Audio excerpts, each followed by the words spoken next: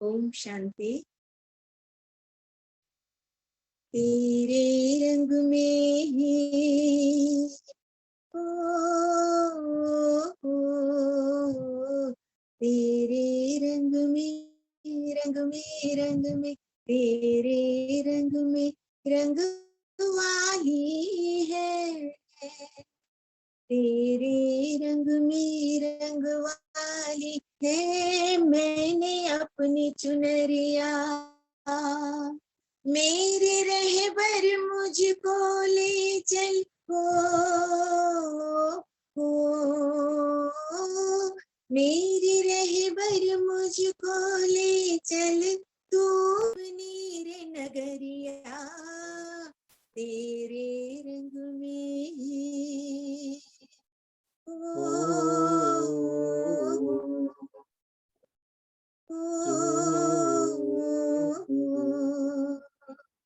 तन मन तेरे नाम में रंग के हो जाऊंगी दीवानी, सांसों की सरगम गाएगी बस तेरी कहानी।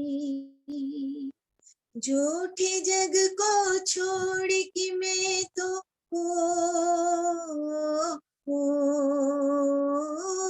झूठे जग को छोड़ के मैं तो पकड़ू तेरी डगरिया तेरे रंग में ही।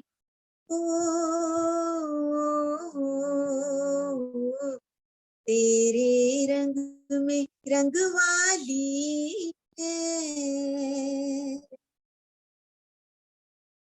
प्रीत की रीत तो जान गई, हाँ जान गई मैं रोज संदेशा पाती, तेरी मुरलिया की दीवानी तुझसे प्रीत निभाती। ज्ञान सागर से भर के गगरिया हो ज्ञान सागर से भर के गगरिया बाटो सारी नगरिया तेरे रंग में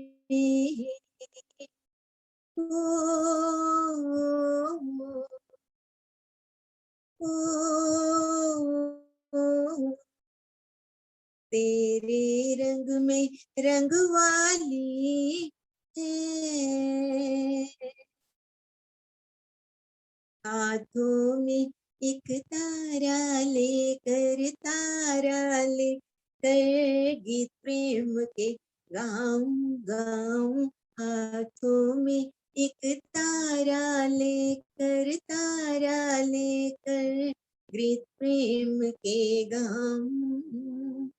प्रेम दीवानी दर्स दीवानी तुझसे प्रीत निभाऊं।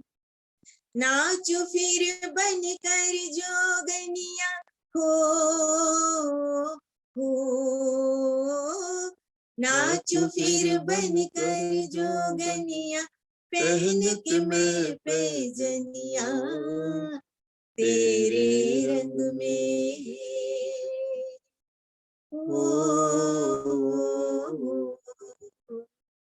तेरे रंग में रंग में रंग में तेरे रंग में रंग वाली है। तेरे रंग में रंग वाली है। मैंने अपनी चुनरिया मेरे रहबर मुझको ले चल, तू अपनी रे नगरिया तेरे रंग में रंग वाली है। ओम शांति।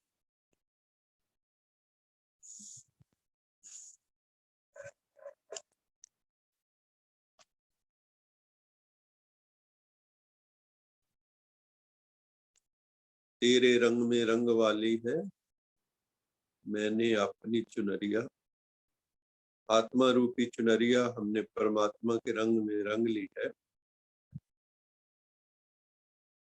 सब आत्माएं एक न एक दिन प्रभु के रंग में जरूर रंगी जाएंगी। हम सबको ज्ञान और योग के रंग में अपनी आत्मा को रंग लेना है। अभी हम अपने टॉपिक को आगे बढ़ाते हैं। तो हमने डिस्कस किया था कि हैप्पीनेस इंडेक्स क्या है। तो हैप्पीनेस इंडेक्स के बारे में बताया था कि जो हमारी जिंदगी में जो हमारी इच्छाएं होती हैं, डिजायर्स होती हैं, उसमें हमारी कितनी इच्छाएं फुलफिल हो गई हैं, कितनी अधूरी हो गई हैं, कितनी पूरी हो गई हैं। जिसके जीवन में मान लो बहुत ज्यादा इच्छाएं होंगी तो जो फुलफिल डिजायर है वो कम होंगी, तो आदमी हमेशा अतृप्त ही रहेगा। लेकिन जिसके जीवन में इच्छाएं जो है, डिजायर्स फुलफिल हो गई है ही, बहुत ज्यादा है ही नहीं और उसमें से भी काफी फुलफिल हो गई है, तो वो जो है ज्यादा प्रसन्न नजर आएगा। तो इसलिए एक तो हमें बिना मतलब की, क्योंकि डिजायर्स आर एंडलेस, इस संसार में किसी भी जीव प्राणी की इच्छाएं अनंत है। एक इच्छा पूरी होती है तो 10 खड़ी है और हम फिर उनको पूरी करने में लग जाते हैं, तो हम कभी रुकते नहीं है, कभी हमें आत्म संतोष की प्राप्ति नहीं होती है। लेकिन आत्म संतोष कभी कब होगा, जब हम पहले समझेंगे इन इच्छाओं को। क्योंकि महात्मा बुद्ध ने तो यहाँ तक कह दिया कि इच्छाएं ही दुख का कारण है, लेकिन शुभ इच्छाएं जो है वो दुख का कारण नहीं होती। जो हम बिना मतलब के, बिना सोचे समझे कुछ भी डिसप्रपोर्शनेट अपनी इच्छाएं बना लेते हैं, हमारी उतनी सामर्थ्य नहीं पर इच्छाएं बहुत बड़ी हैं। वैसे कहते हैं तांते पाँव पसारिए जेती लंबी सौर, जितनी आपकी रजाई है उतने पैर पसारिए। लेकिन कई जीवात्माएं ऐसी हैं इस धरा पर, उनकी अनंत कामनाएं, अनंत इच्छाएं हैं, वो कभी संतुष्ट नहीं होती। कईयों के पास करोड़ों हैं फिर भी रो रहे हैं।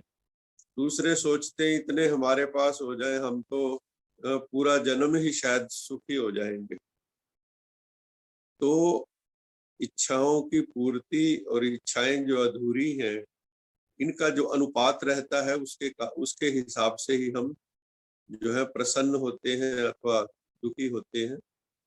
तो हमें इसको समझना होगा कि व्यर्थ की नॉनसेंस इच्छाएं ना पालें हम, और जो अच्छी इच्छाएं, शुभ इच्छाएं जिनको कहते हैं, वो हमारी हो। जैसे मान लो हमारी ये इच्छा है कि हम अपने आप का सुधार करें, हम परम पिता परमात्मा से मिलने का प्रयास करें, हम अपनी आत्मा का, इस समाज का उत्थान करें।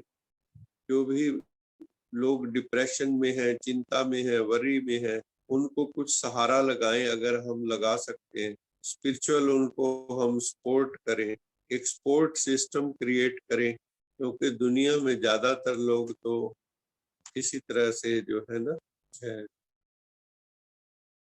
तो दूसरी हमने बताई थी कि हैप्पीनेस इंडेक्स क्या है।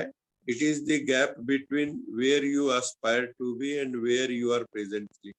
आपने दिमाग में सोचा कि मैं अपनी जो है, मैं कहाँ तक पहुंचना चाहता हूँ और कहाँ हम पहुंचे, ये हमने देखना है। हम चाहते हैं, मान लो कोई भी अपना लेवल, अपना हर एक का अपना अपना है, हम चाहते हैं वहां पहुंच जाए, लेकिन अभी हम यात्रा में ही हैं, हम अभी वहां पहुंचे नहीं है। तो ये सारी चीजें जो है ना हमें सोचनी है। तो ये इसका जो डिफरेंस होता है उससे हमारी हैप्पीनेस का पता लगता है कि हम कितने प्रसन्न हैं। फिर विवेकानंद जी ने कहा है कि डिविनिटी विद इन तो हैप्पीनेस विद इन। जिनकी दिव्यता जागृत हो जाती है, जिनकी पवित्रता, दिव्यता जागृत हो जाती है, उनको हैप्पीनेस भी उनकी जागृत हो जाती है। तो each soul is potentially divine, हर आत्मा पोटेंशियली डिवाइन है, और उसका गोल भी हमारा क्या है जीवन का, कि हमारी वो दिव्यता जो है, क्योंकि हम ईश्वर पुत्र हैं, ईश्वर की पुत्रियां हैं, अमरनाथ के पुत्र पुत्रियां हैं, तो हमें जो है हमारा गोल क्या है कि वो डिविनिटी हमारे भीतर प्रकट हो जाए। तो वो हम क्या कर सकते हैं, तो विवेकानंद जी ने कहा था कि हम उसको by controlling nature external and internal, हमारा जो स्वभाव है वो दो धरातलों पर है। एक तो नेचर हम कहते हैं जो बाहर है, प्रकृति, एक हमारा भीतर का स्वभाव है, एक अंदर का स्वभाव है, दोनों स्वभाव है। तो हम उन दोनों स्वभावों पे हमें काम करना होगा। हमने अपना नेचर भी कहते हैं ना, मेरा नेचर ऐसा है। तो एक्सटर्नल एंड इंटरनल दोनों हमारे जो स्वभाव है, और प्रकृति बाहर की भी 5 तत्वों वाली, या हमारा वातावरण जो है, इन सब के ऊपर हमें इनको कंट्रोल करके अपने भीतर जो दिव्यता है उसको प्रकट करना है। Do this either by work, चाहे तो कर्म योग से करो, चाहे तो भक्ति योग से करो, विवेकानंद जी कहते हैं, चाहे तो आप मानसिक कंट्रोल करो, मन को कंट्रोल करो, मन का नियंत्रण करो, चाहे आप कोई वेद शास्त्र उपनिषद ग्रंथ पढ़ो, चाहे कोई गुरु करो, ऐसे जो कोई भी साधन अपनाओ, लेकिन हमें क्या करना है, अपने आप को डिविनाइज तो करना ही पड़ेगा। अभी परम पिता परमात्मा शिव बाबा हमें डिविनाइज करने के लिए आए, हमारा दिव्यीकरण करने के लिए आए हैं, हमारा नवीनीकरण करने के लिए आए हैं, हमें रिन्यू करने के लिए आए, हमें रिचार्ज करने के लिए आए। तो जब तक हम ये नहीं करेंगे, अपने आप को कंट्रोल नहीं करेंगे, अपना स्वभाव कंट्रोल नहीं करेंगे, तब तक हमारी वो डिविनिटी जागृत नहीं हो सकती। जैसे ही डिविनिटी जागृत होती है तो हम टोटल फ्रीडम का अनुभव करते हैं, हम मुक्ति बोध का अनुभव करते हैं। ऐसा लगता है सारे बंधन कट गए, सारे बंधन हमारे कट जाते हैं, और हम अपने को फ्री अनुभव करते हैं। Do this and B free, चाहे कैसे भी करो, कैसे भी पुरुषार्थ करो, हमें मुक्त तो करना ही है स्वयं को सर्व बंधनों से।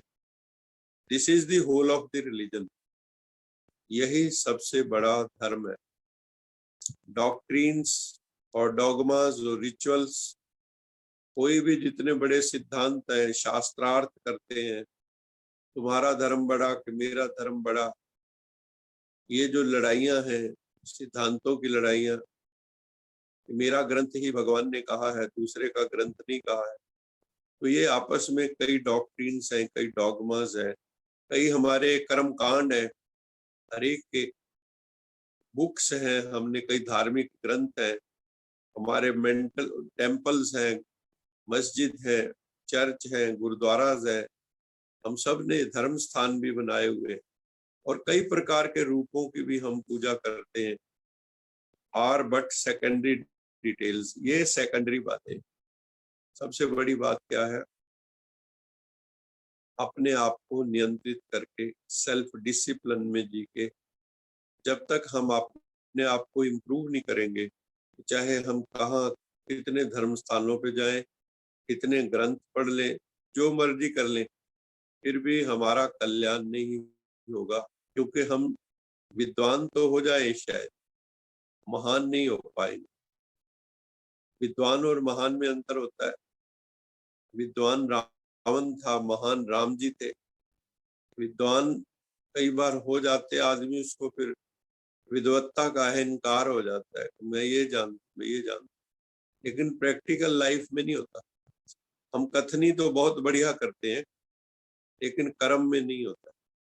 भगवान कहते हैं कि अपने सोचना, बोलना और करना, तीनों को समान बनाओ। They should be in alignment. जो आप सोचते हैं वही आप बोलते हैं, वही आप करते हैं। और हम सोचते बोलते करते भी क्या है, जो एज पर जो गॉडली श्रीमत है, जो परमात्मा की हमें मत मिली, जो गॉडली इंस्ट्रक्शंस है, जो गॉडली इंजंक्शंस है, उनके बेस पर हमें अपनी जिंदगी को चलाना होगा। तभी जो ये विवेकानंद जी का कथन है वो सत्य होगा। और सबसे जो इम्पोर्टेंट बात है वो ये है कि खुशी जो है डिपेंड करती है हमारी थॉट्स की क्वालिटी पर। खुशी किस चीज पे डिपेंड करती है? Quality thoughts.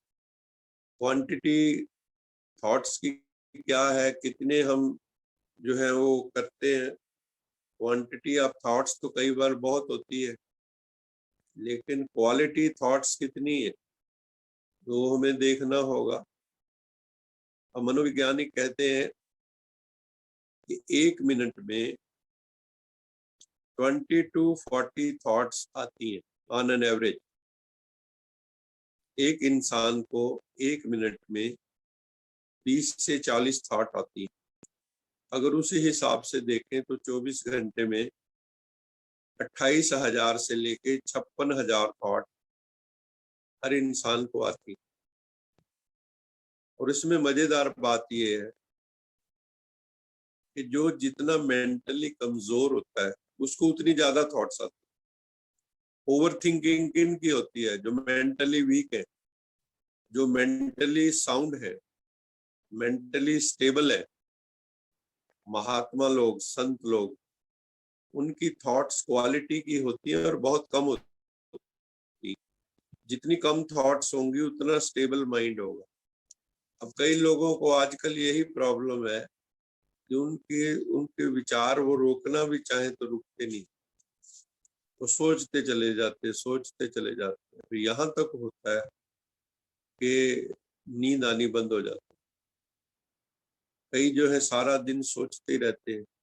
कईयों में डर की थॉट्स होती, कईयों में डिप्रेसिव थॉट्स, नेगेटिव थॉट्स, अज्ञात की आशंका, जो अनिष्ट ना हो जाए, कोई अज्ञात का भय बना रहता है। तो ये सारी चीजें जो है हमें देखनी है कि हमारा जीवन जो है कितनी क्वालिटी थॉट्स है, उसमें से हमें ये अपने आप को देखना है।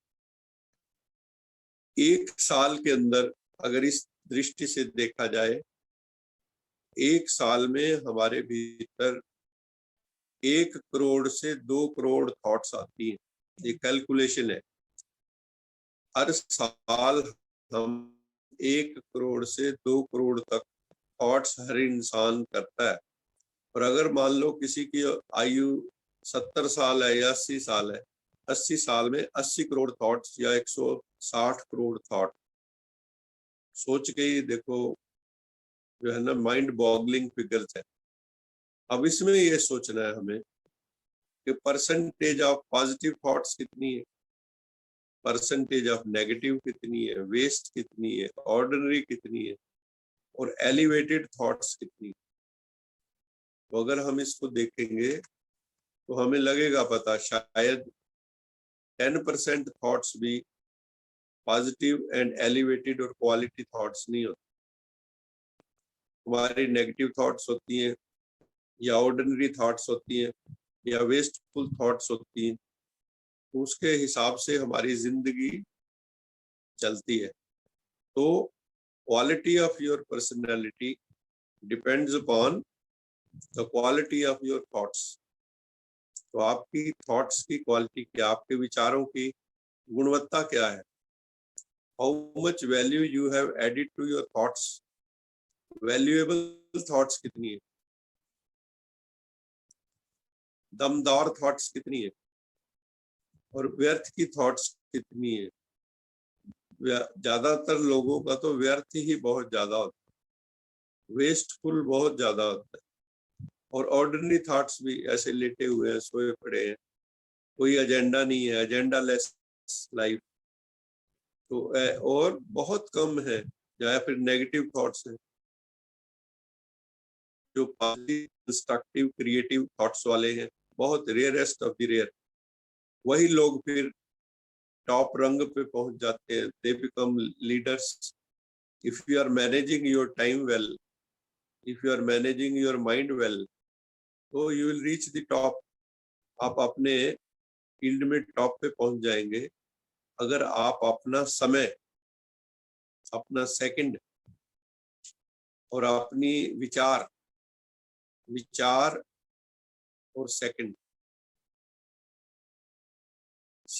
एंड मतलब समय और आपके संकल्प, विचार, संकल्प और समय, इन दो चीजों को जिसने ठीक से मैनेज कर लिया वो जिंदगी में टॉप पे पहुंच जाता। नहीं तो हम लोगों का टाइम और माइंड दोनों ही काफी वेस्ट हो जाता है। हमें उस चीज से अपने आप को बचाना है। पॉजिटिव अफर्मेशंस हमें अपने को देनी है। हमने उस दिन काफी जो है अफर्मेशंस आप सबको देने का प्रयास किया था। अफर्मेशंस हमारे जीवन में जितनी होंगी उतना हम पॉजिटिविटी की तरफ बढ़ेंगे। जैसे हम जो ज्ञान रोज सुनते हैं इसमें भी पॉजिटिव अफर्मेशन, जैसे मैं शांत स्वरूप आत्मा हूँ, ये बहुत ही इम्पोर्टेंट थॉट है हमारे जिंदगी के लिए। अगर ये हमारे जीवन का पार्ट एंड पार्सल बन जाए तो मुझे शांत ही रहना है, हर हाल में मुझे शांत रहना है, तो आप टेंशन, तनाव, वरी सब समाप्त हो जाएंगे। मैं शांत हूँ, कूल हूँ, कोई कुछ भी करे मैं उत्तेजित नहीं होता। ये बहुत स्वधर्म है ये आत्मा का। तो इस तरह की जो हमारी अफर्मेशंस है, मैं शांत स्वरूप आत्मा हूँ। दूसरी बहुत ही महत्वपूर्ण है, मैं प्रेम स्वरूप आत्मा हूँ। आई एम लवफुल, मैं लवफुल हूँ, मेरा हृदय प्रेम से भरा है। और सच में अनुभव करो, संभाव से सबके प्रति बिना भेद दृष्टि सबके प्रति प्रेम हो। चाहे वो ऑफिसर कैटेगरी हो, आपका बॉस हो, चाहे घर में काम करने वाला कोई कर्मचारी हो, सबके प्रति आत्म भाव हो, आत्म दृष्टि हो, तो आपको बहुत आनंद आएगा। ये पॉजिटिव अफर्मेशन। मैं शक्ति स्वरूप आत्मा हूँ, I am a powerful soul. Never say I am a weak soul, मेरे से नहीं होता, मैं क्या करूं, आए भगवान ने मेरे को तो ऐसा बना दिया। यू आर कर्सिंग ऑलवेज, कभी भी कर्स नहीं करना है। स्वयं को भी कंडेम नहीं करना है, दूसरों को भी कंडेम नहीं करना है। हमें कभी भी किसी को कंडेम नहीं करना, डिग्रेड नहीं करना। किसकी संतान हो, ऊंचे ते ऊंचे प्रभु की ऊंचे ते ऊंची संतान है हम। We are not ordinary souls, we are extraordinary souls. इसलिए हम लोगों को कभी भी वीक अपने आप को नहीं करना, कमजोर नहीं करना। बस पता है भूत प्रेत भी किन में घुसते हैं? जो वीक होते हैं, वीक सोल्स। जो स्ट्रांग होते हैं, भूत प्रेत पिशाच चाहे निकट ना आवे, हनुमान जी जैसे होंगे, तो भूत पिशाच जो है वहां निकट भी नहीं आता। अगर हम स्ट्रांग हैं तो कोई भी हमारे पास, हमारे निकट आ नहीं सकता। तो कभी भी अपने को वीक नहीं करना। Positive affirmation, I am a powerful soul, I am the descendant of the God father almighty, परमात्मा ऑल माइटी। तो हम भी परमात्मा के बच्चे, सर्वशक्तिवान के मास्टर, सर्वशक्तिवान शक्ति स्वरूप है। देवियों को शिव शक्ति कहते हैं। मैं दुर्गा, अम्बा, काली हूँ। अगर ये हमारा बोध जागृत हो गया, जिस भी भाई, जिस भी बहन के अंदर विशेष रूप से मैं शिव शक्ति हूँ, भाई मैं पांडव हूँ, मैं तो शिव शक्ति पांडव सेना बन जाए हम, तो वो फिर कभी वीकनेस का बोध जागृत नहीं होगा।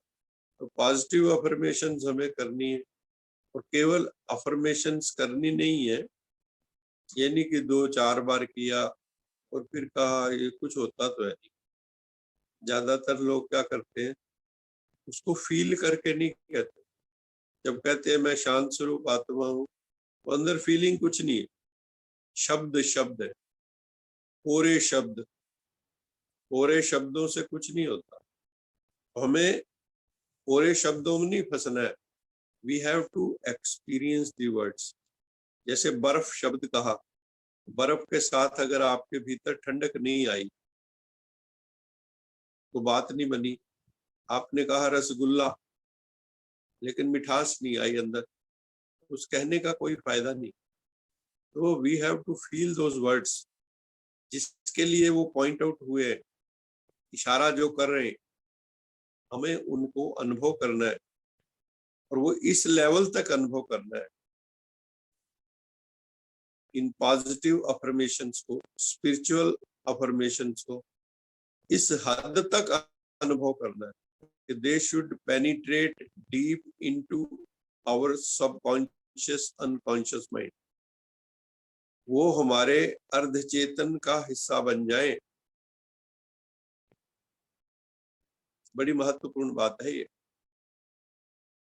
जो भी चीज, जैसे आज लोगों का ये हमारे सबकॉन्शियस अनकॉन्शियस का हिस्सा है, हम रोज अपने से वायदा करते हैं आज मैं क्रोध नहीं करूंगा, चाहे कोई मुझे कितनी उत्तेजित करने की कोशिश करे, मैं क्रोध नहीं करूंगा। लेकिन होता क्या है, थोड़ा सा किसी ने इरिटेट किया, थोड़ी सी बात अपने अनुकूल नहीं हुई, हम इरिटेट हो जाते हैं, फिर क्रोधित हो जाते हैं। रोज जो है ना, रात को पी सुबह तौबा की। कई हैं ऐसे, रात को पीते हैं, पैग लगा लेते हैं, सुबह तौबा करते हैं, ना ना ना ना आज के बाद नहीं। शाम को फिर कोई ना कोई बहाना ढूंढ लेते हैं, कहते आज गम बहुत था, आज नेगेटिव न्यूज सुनी इसलिए पी ली, कहते आज ना बड़ी अच्छी खबर आई इसलिए पी। तो कोई ना कोई बहाना ढूंढते रहते हैं। तो रात को पी सुबह तौबा की। हम लोग भी यही करते हैं, रोज वायदे करते हैं, रोज तोड़ते हैं। Reason, it has not penetrated deep into our subconscious। अगर वो सबकॉन्शियस में उतर गया काम क्रोध लोभ ओंकार की तरह, तो हम ऑटो मोड पे आ जाएंगे, फिर हम पॉजिटिव स्वाभाविक रूप से हो जाएंगे। जो हमारा नेचर है वो पॉजिटिव हो जाएगा। लोग आपके सामने नेगेटिव बात करेंगे, आप उसको कहेंगे कहाँ है ये नेगेटिव, कहाँ है, दिस इज पॉजिटिव। क्योंकि आपको पॉजिटिविटी आपके सबकॉन्शियस में उतर गई। तो ये चीज हमें देखनी है। अफर्मेशंस जो हम करते हैं वो गहरे में हमारे भीतर आत्मा में चले जाने चाहिए। जो नेगेटिव है उसकी डीकंडीशनिंग हो जानी चाहिए, वो हमारे स्वभाव से दूर हो जाए। तो जो पॉजिटिविटी है, जो हमारा स्वरूप है, आत्म स्वरूप, वो हमारे सबकॉन्शियस अनकॉन्शियस में डीप उतर जाना चाहिए। हम हर वक्त शांत रहें, हर वक्त हमारा हृदय प्रेम से भरा हो, हर वक्त हम शक्ति स्वरूप का अनुभव करें, हर वक्त हम जो बुराई है, जो गंदगी है, जो अपवित्रता है उससे दूर रहें, पवित्रता में जाए, शुद्धि में जाए, निर्मलता में जाए। तो ये हमारा स्वरूप बन जाना चाहिए। तो खुशी ना हो नहीं सकता। तो quality thoughts lead to happiness. तो जितनी हमारी थॉट्स की क्वालिटी होगी, उतनी हमारी वाणी की क्वालिटी होगी, उतने हमारे कर्मों की क्वालिटी होगी। तो आपको जीवन में कोई नेगेटिव प्रभाव आएंगे भी, उनका आपके ऊपर असर नहीं होगा, और आप हर हाल में प्रसन्न रहना शुरू कर दें।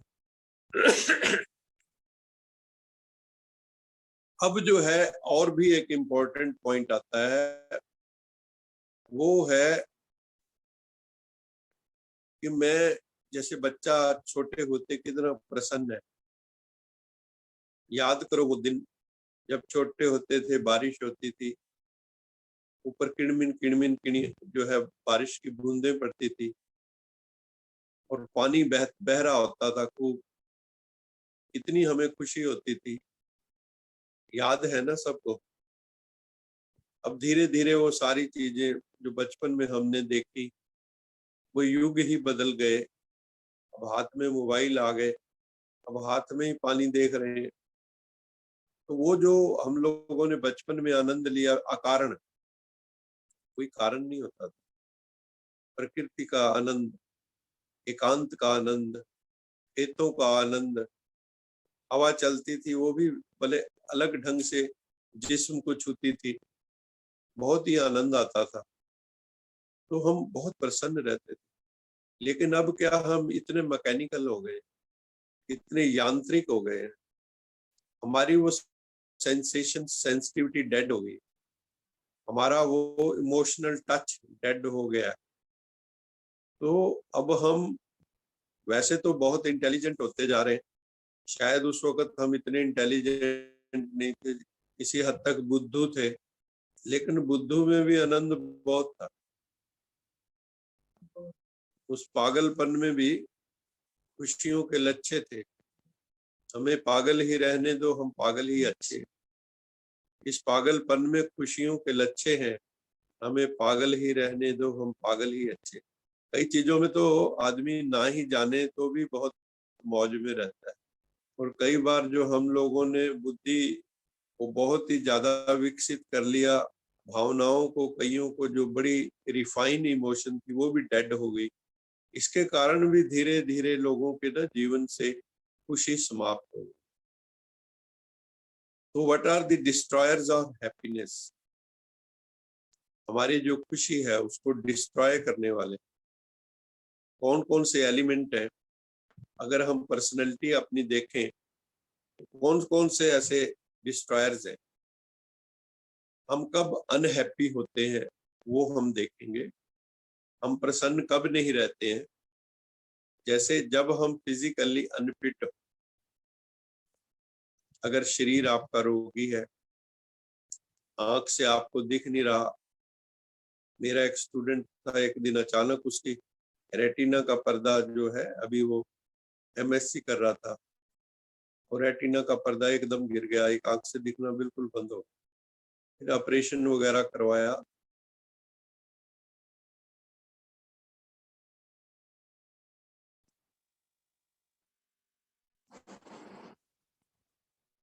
तो फिजिकली अगर हम अनफिट होते हैं तो भी जो है हम खुश नहीं हो पाते। जिसका शरीर रोगी है वो कभी भी प्रसन्न नहीं हो।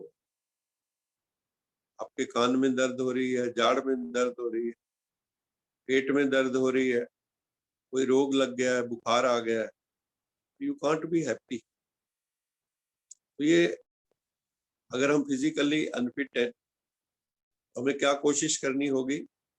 रामदेव जी की क्लासेस ज्वाइन करनी होंगी सुबह सुबह,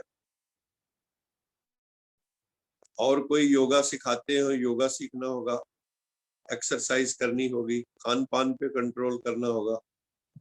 तभी हम स्वस्थ रहेंगे तो मस्त रहेंगे।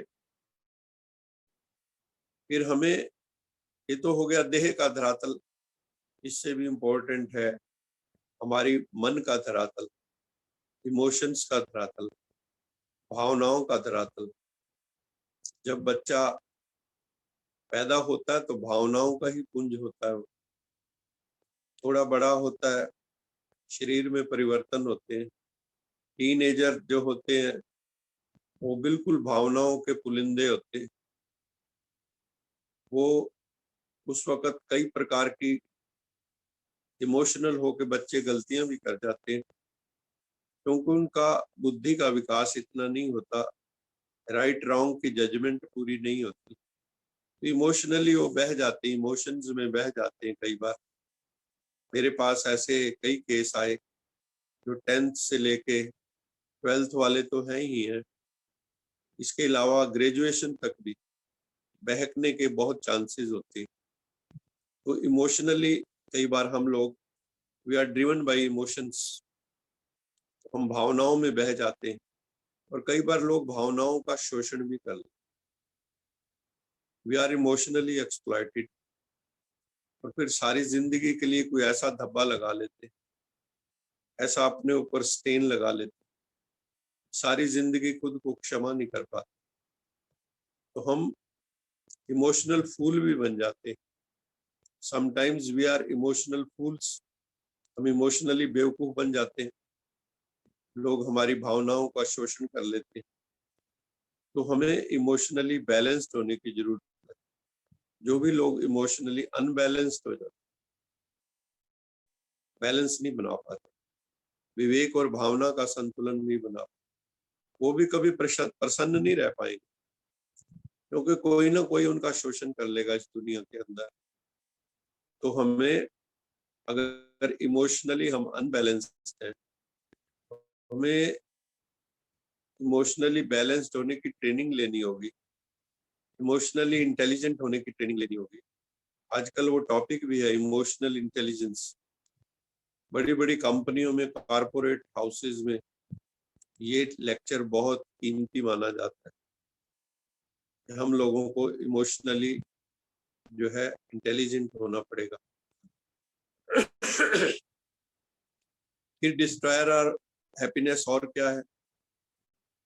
एक और जो सबसे इम्पोर्टेंट है वो है बौद्धिक, इंटेलेक्चुअली इनडिसिजिव। हम मान लो आप किसी संस्थान में, किसी ऑर्गेनाइजेशन में आप टॉप पोजीशन पे हैं, टॉप रंग पे हैं, और वहां आप किसी कंपनी के सीईओ हैं, किसी कंपनी के डायरेक्टर हैं, जनरल मैनेजर हैं, और आपको थिंग्स मैनेज करनी है, but you are not able to take the right decisions at right time. आप लिंगर ऑन करते हैं डिसीजंस को, पुट ऑफ करते रहते हैं, कल करेंगे, परसों करेंगे, और कई बार वक्त ही फैसला कर देता है, हम फैसला नहीं करते। तो हम लोग जहां अपने संस्था को ले जाना है, हम नहीं ले जा पाते, हम इंडिसिसिव है, हम अनिर्णय की स्थिति में। अनिर्णय बहुत डेंजरस है।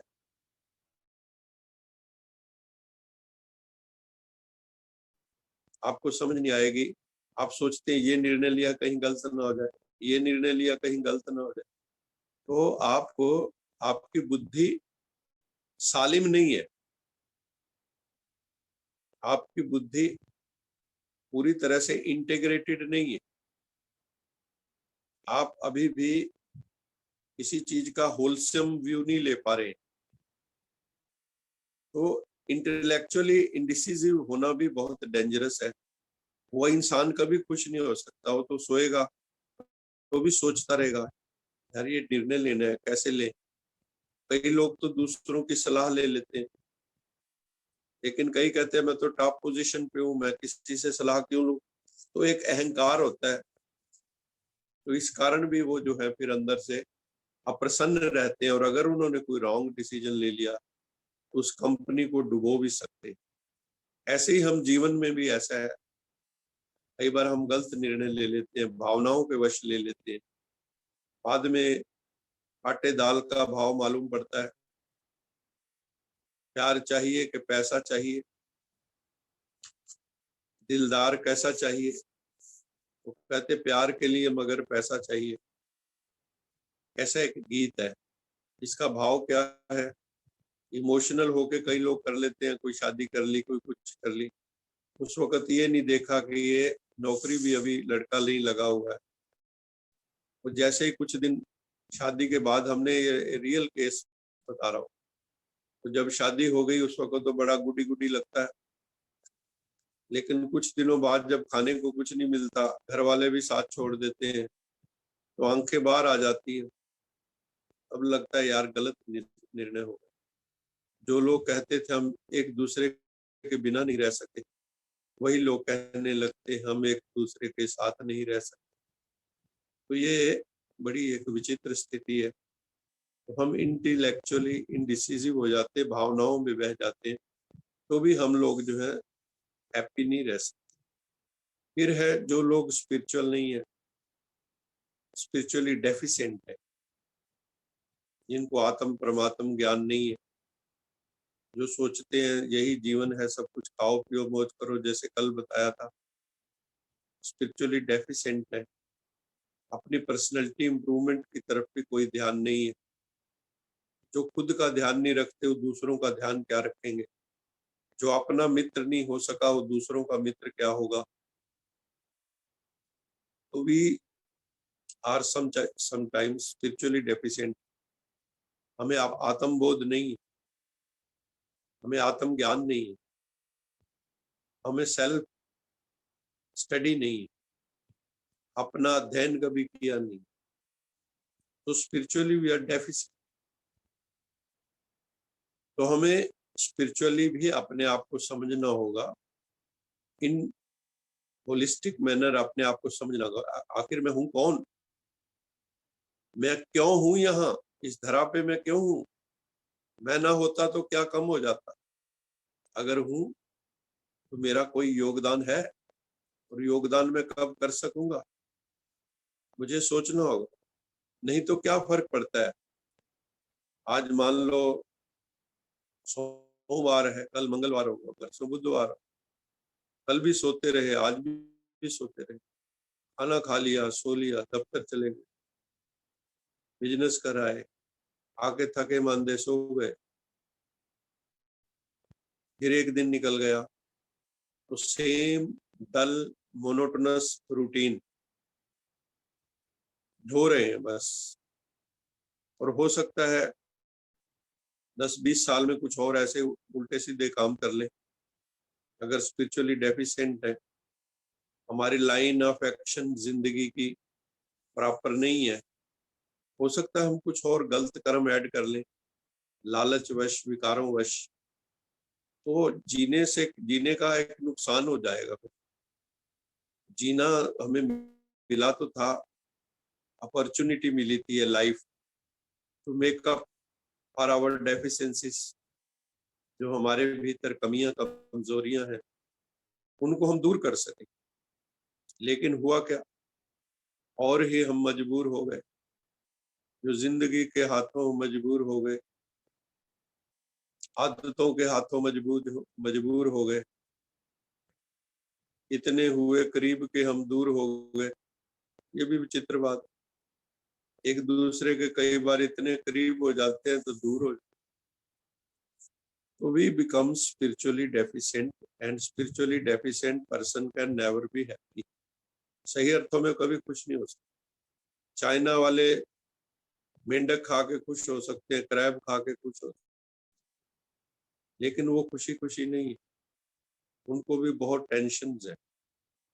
जब तक पूर्ण सत्य ज्ञान नहीं होगा, शरीर का ज्ञान नहीं होगा, आत्मा का ज्ञान नहीं, मन बुद्धि का मैकेनिज्म हम नहीं समझेंगे, हाउ माइंड इंटेलेक्ट फंक्शंस, मन कैसे काम करता है, शरीर कैसे काम करता है, हर चीज को हमें समझना हो।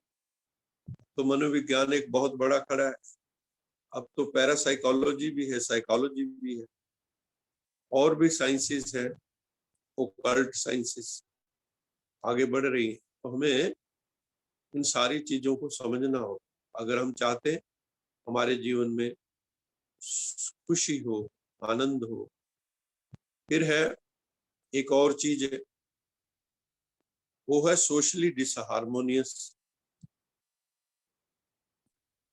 सोशली जो हमारा समाज है, रिश्तेदार संबंधी है, जिस समाज में हम रहते हैं, वहां हमारे इंटरपर्सनल रिलेशन जो है वो कैसे, अगर मान लो आपके संबंध मधुर नहीं है, सामंजस्यपूर्ण नहीं है, डिसहार्मोनियस है, अनहार्मोनियस है, तो वहां पे भी कभी खुशी नहीं हो सकती। अगर पति पत्नी में संबंध तनावपूर्ण है, भाई बहनों में संबंध तनावपूर्ण है, माता पिता संतान में संबंध तनावपूर्ण है, can you expect happiness there? तो हमें we need to work on all the levels of our personality to be happy. हैं तो हम happy he, happiness is a state of mind, लेकिन हम लोगों ने इतने उसके साथ ये सारे जोड़ लिए हैं पॉइंट, जहाँ पे हम कहीं कुछ ऐसा कर लेते हैं फिजिकली अनफिट हो जाते हैं, कुछ ऐसे निर्णय ले लेते हैं इमोशनली अनबैलेंस हो जाते हैं, कई बार हम निर्णय ही नहीं ले पाते, इंटेलेक्चुअली इंडिसिसिव हो जाते हैं, और कई बार हम स्पिरिचुअली डेफिशिएंट तो हैं ही, ज्ञान होने के बाद भी ज्ञान जीवन में लागू ना होना, इससे बड़ी ट्रेजेडी क्या हो सकती? हमें ज्ञान हो गया, मैं आत्मा हूँ, लेकिन आत्मजीवी अभी भी नहीं बने, अभी भी देह जीवी हैं, देह का भान समाप्त नहीं होता, स्त्री पुरुष का भान समाप्त नहीं होता, सोल कॉन्शियसनेस होता नहीं है। और सोशली रिलेशंस में हमारा आजकल जो लोग जो है टॉपिक आजकल लेते हैं रिलेशनशिप मैनेजमेंट, ये भी एक मुद्दा हो गया। पहले इतने बड़े बड़े परिवार, संयुक्त परिवार, मेरे मामा जी का जो परिवार था, नाना नानी वाली साइड, मैटरनल साइड, तो वहां पे जब छुट्टियां होती थी तो हम लोग 25-30 लोग इकट्ठे एक ही तवी के ऊपर बनती थी, जैसे गुरुद्वारे में चपातियां बनती हैं, 4 मामियां मेरी इकट्ठी होकर बैठ जाती थी, सारे मिलजुल के हंसते खेलते आम खाते हुए गर्मियों की छुट्टियां मनाया करते थे, बड़ा आनंद आता था। अब धीरे धीरे वो कहाँ है, न्यूक्लियर फैमिली हो गई, वहां ना ना ना न्यू है ना क्लियर है कुछ। न्यूक्लियर फैमिलियों में भी न्यू भी कुछ नहीं हुआ, क्लियर भी कुछ नहीं है, वहां पे भी बच्चे अपने राग अलाप रहे, माँ बाप अपना राग अलाप रहे, वो अपनी मजबूरियों में फंसे हैं, बच्चों को गाइडेंस नहीं मिल रही है, वो अपने पथ भ्रष्ट हो रहे हैं, बहुत ही दुखदाई फेज से हम गुजर रहे हैं, इसी को कलयुग कहते हैं। भगवान कहता है मैं तुम्हें इससे बाहर निकालने के लिए आया हूँ, शिव बाबा की कमिटमेंट है हमारे साथ। तो फिजिकली फिट जो है, अगर आपकी बॉडी कमजोर है, मान लो आपको कोई कंटेजियस डिजीज है या नॉन कंटेजियस, जैसे आजकल कोरोना फैला हुआ है, तो हम सब अपने घरों में दुबक गए कि कहीं कोरोना पकड़ न ले। कईयों को वेदर चेंज पे प्रॉब्लम्स होती हैं, कोई थक बड़ी जल्दी जाते हैं आजकल, ये एक बड़ी प्रॉब्लम है, जिससे भी बात करो कहते हैं बड़ा थका थका सा आजकल फील करता हूँ। और कईयों की इम्यूनिटी पुअर होती है ना, तो इमोशंस में भी क्षणे रुष्टा क्षणे तुष्टा, कई एक क्षण में खुश है, एक क्षण में उदास, अभी आपके साथ हंस रहे हैं, थोड़ी देर में देखो रो रहे हैं, इसको क्या कहते हैं, भावनाओं का सुनामी, एब एंड टाइड्स ऑफ इमोशंस। इसलिए डाइवोर्स हो रहे, love, hatred, anxiety, anger, fear, ये इंपॉर्टेंट इमोशंस है, तो हमें इनको भी इमोशनली हमें स्टेबल होना पड़ेगा, and without spirituality it is not possible. तो हमें, जैसे मैंने बताया कि अगर इनडिसिसिव होंगे तो कॉन्फ्लिक्ट रिडन पर्सनैलिटी हो जाएगी, और आपकी काफी ऊर्जा जो है उसी में ही नष्ट हो जाएगी, तो आप फिर एनर्जी डेफिशिएंट फील करेंगे, आपके अंदर लगेगा कि कमजोर कमजोर सा, एनर्जी है ही नहीं जैसे जिस्म के अंदर।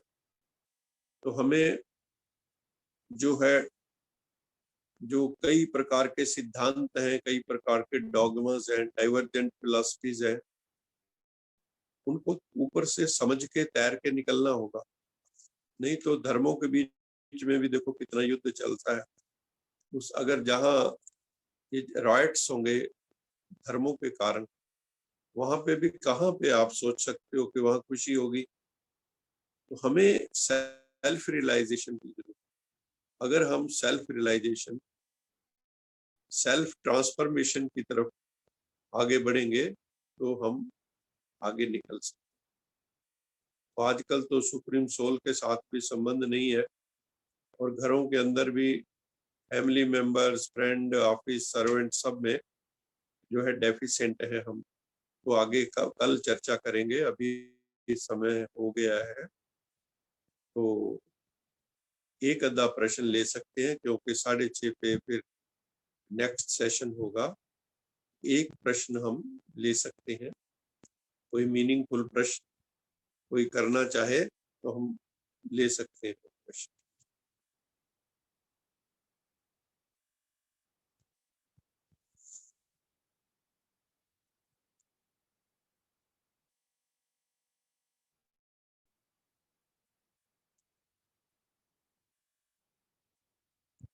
जो आज मैंने बोला है इसमें से किसी भाई बहन का कोई प्रश्न हो, क्लैरिफिकेशन हो, तो उसको हम ले सकते हैं। हेलो। नहीं तो फिर ओम हाँ जी, नमस्कार जी। ओम शांति। ओम शांति। नमस्ते जी। ओम हाँ जी, शांति। जैसे खैर आपने अभी बताया कि पहले दिन बहुत अच्छे होते थे, हम फैमिली गेट टुगेदर हो जाती थी जब मिलते थे, पर आजकल ऐसा हालात अलग है। तो एक स्टेटमेंट जैसे आपको पता ही है, गीता में कहा गया है, जो पहले हुआ वो भी अच्छा था, जो हो रहा है वो भी अच्छा है और आगे भी अच्छा होगा। फिर हम उसको, इस सिचुएशन को कैसे ले सकते हैं? इनके कमेंट्स आपके क्या है? देखो ऐसा है, कई चीजों में हम कुछ कर ही नहीं सकते। जो वक्त है वो गुजर रहा है और आगे क्या क्या होना है कल को, मान लो 2 देशों के बीच में युद्ध भी हो जाता है तो भी हम कुछ नहीं कर सकते। हम अच्छा हो रहा है। यही ये कहना ही होगा। चलो मान लो आपको अच्छा नहीं हो रहा, तब क्या कर लोगे? हाँ, वही तो। इसके अलावा क्या करोगे? उन्होंने ये वे आउट निकाला है कि अगर आप ये कहोगे ना जो हो रहा है अच्छा हो रहा है, तो इससे कम से कम आपका दिमाग तो कूल रहेगा ना। हालांकि भीतर से कई बार एक्सेप्टेंस हमारी नहीं है, हमें लग रहा है कि ये ठीक नहीं हो रहा। मान लो आपकी संतान आपकी आंखों के सामने कुछ ऐसा करे जो शर्मसार करने वाला हो, तो हम फिर यही कह दें कि ठीक है यार, जो हो रहा है बढ़िया हो रहा है, और हम उनको इस चक्कर में कोई सलाह मशवरा भी ना दें या उनको कोई राय भी ना दें। तो वो है अल्टीमेट, जब हम सब एफर्ट्स करके थक जाएं और फिर भी कोई रिजल्ट ना निकले, तब गीता में भी कहा सिद्धि असिद्धि समो भूत्वा समत्वम योग उच्यते, कि चाहे सफलता मिले चाहे असफलता मिले, दोनों में फिर आप सम हो जाओ, क्योंकि आप कुछ कर नहीं सकते अगर बैलेंस ऑफ माइंड इन दोनों स्थितियों में बना लोगे, जो आपके मन के अनुकूल है या मन के प्रतिकूल है, दोनों में ही आप कहें ठीक है यार बढ़िया है, बहुत बढ़िया, तो आपका मेंटल कूल बना रहेगा। इसलिए ये जो आपने लाइन बताई, ये भगवत गीता, कि जो हो रहा है अच्छा हो रहा है, जो आगे भी होगा अच्छा होगा। ये वक्त जिस ढंग से चल रहा है इसमें बहुत कुछ अच्छा भी है, ऐसा नहीं है कि सारा खराब ही खराब है, बहुत कुछ अच्छा भी है, लेकिन बहुत कुछ हमें पता है मोरल वैल्यू डिग्रेडेशन हो रहा है, चरित्र हनन हो रहा है, द्रौपदियों की लाज लुट रही है, ऐसे ऐसे केस हो रहे हैं। फिर तो हमें किसी पुलिस की भी जरूरत नहीं है। अगर हम ये कह दें whatever happening is acceptable to us, और जो हो रहा है बहुत अच्छा हो रहा है, तो किसी कानून की किसी चीज की कोई जरूरत नहीं है। लेकिन फिर भी हम अपनी तरफ से बेस्ट करें, उसके बाद एक्सेप्ट करें, और नहीं कर भी क्या लेंगे। गुरबाणी में बहुत सुंदर लाइन है, डॉक्टर गांधी बोल रहे हैं ना, हाँ जी, हाँ जी।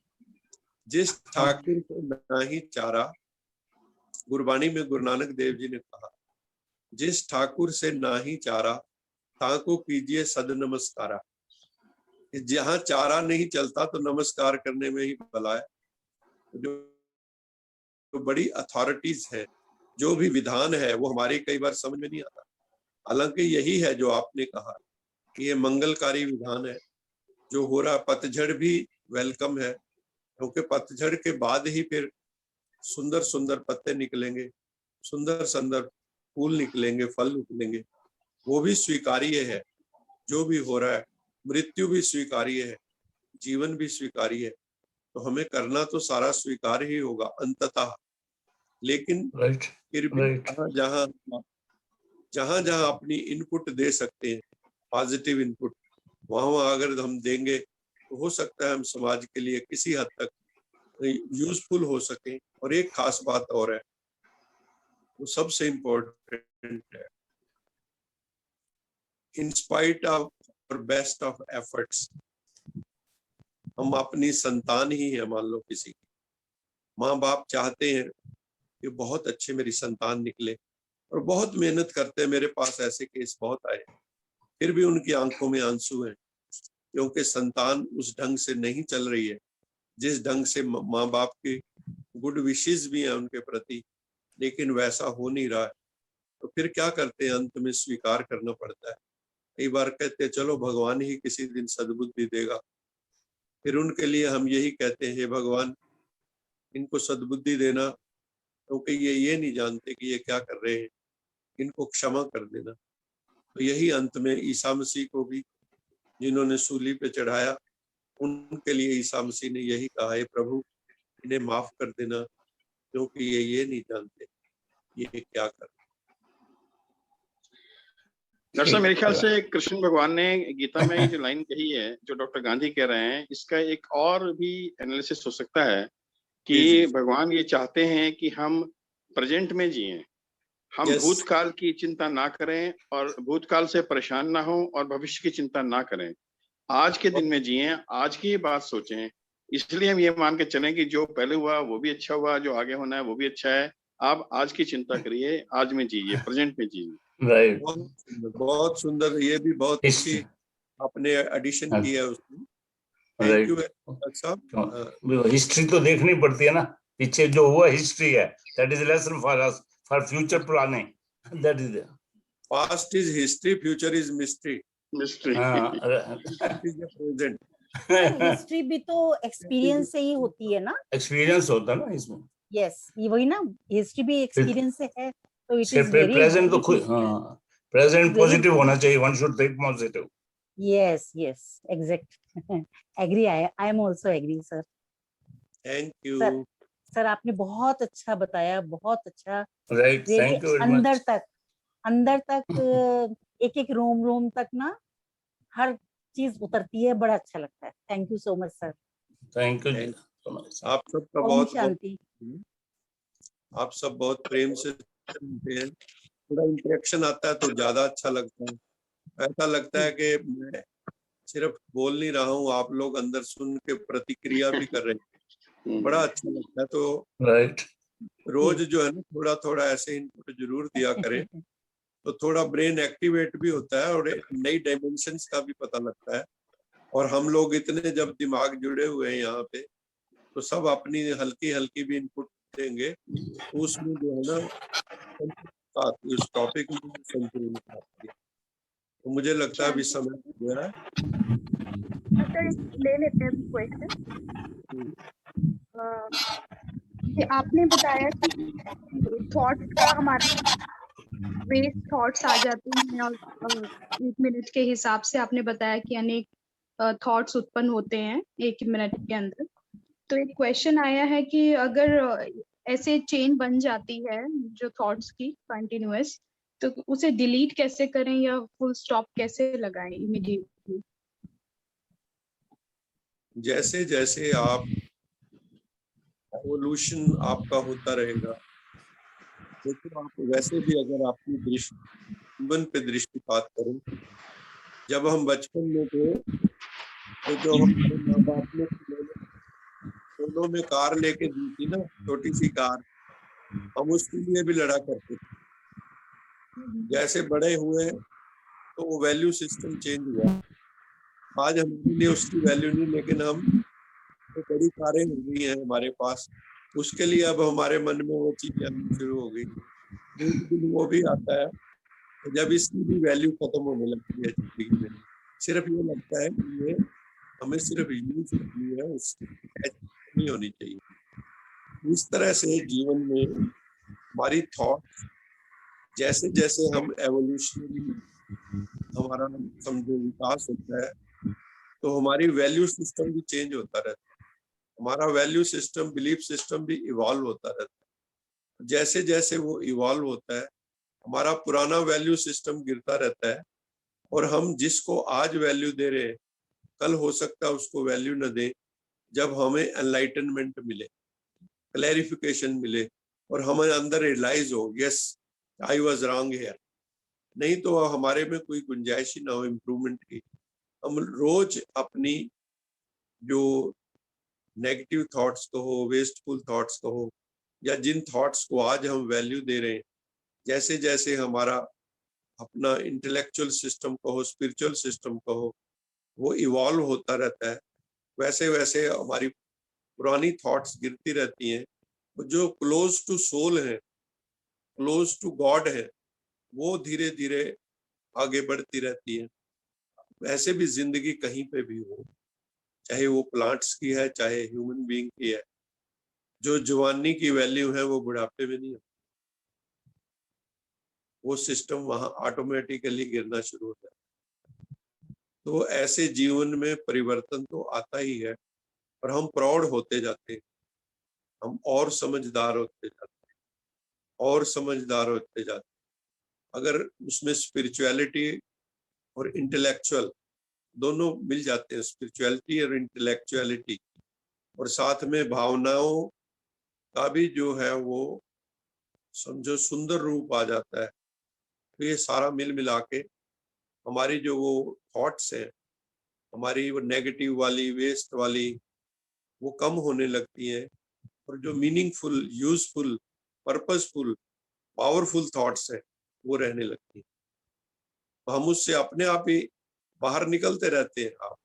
आप कोई भी अपनी जिंदगी में रेट्रोस्पेक्ट में देखें, पीछे जाकर, पहले हम क्या सोचते थे, आज हम क्या सोचते हैं। और जब लोगों को थोड़ा ज्ञान होता है, समझ आती है, चाहे वो गुरुओं के द्वारा किसी को ज्ञान होता है, चाहे किसी ग्रंथ को पढ़ के ज्ञान होता है, चाहे किसी लेक्चर से, सत्संग से ज्ञान होता है, तो उसका वैल्यू सिस्टम तो चेंज होता है। जो वाल्मीकि का पहले का जो वैल्यू सिस्टम था वो दूसरा था, लेकिन जब नारद जी ने ज्ञान दे दिया तो वो बदल गया। इसी तरह से जो जीवन में परिवर्तन होते हैं, एक डाकू संत हो सकता है। तो ये वैल्यू सिस्टम जैसे जैसे हम आगे बढ़ते हैं वो चेंज होता रहता है। और आप देखो, उम्र के साथ जो है ना, अगर आप मेंटल एज भी आपकी बड़ी हो रही है, कई बार फिजिकल एज तो बड़ी हो जाती है लेकिन मेंटल एज बड़ी नहीं होती। लेकिन जब मेंटल एज भी बड़ी हो रही है, फिजिकल तो बढ़ना ही बढ़ना है। कई हमने यूथ देखे, वो कहते हैं यार ये तो पैदा हुआ ही बूढ़ा था, ऐसे कहते हैं कई। मतलब वो इंटेलेक्चुअली अपनी उम्र से भी ज्यादा आगे होते हैं। तो जैसे जैसे हम इवॉल्व करते हैं स्पिरिचुअली, इमोशनली, तो वैसे वैसे हमारा वैल्यू सिस्टम चेंज होता है और वो थॉट्स की क्वालिटी इंप्रूव होती है। बहुत सुंदर आंसर दिया sir, thank you so much. और क्वेश्चंस फिर अभी हैं लेकिन कल ले लेंगे हम आफ्टर सेशन। 10 मिनट बाद आपका सेशन है ना शायद? हाँ जी, अभी मेडिटेशन रहेगा। अभी मिलके अपनी आंखें बंद करके सुखिनो भवन्तु सारे मिलके करेंगे, ताकि सारे समाज के अंदर सुख हो, शांति हो। तो हम ही सभी मिलकर आंखें बंद कर लें, लंबा सांस लें। लोका समस्ता सुखिनो भवन्तु, लोका समस्ता सुखिनो भवन्तु, लोका समस्ता सुखिनो भवन्तु। ओम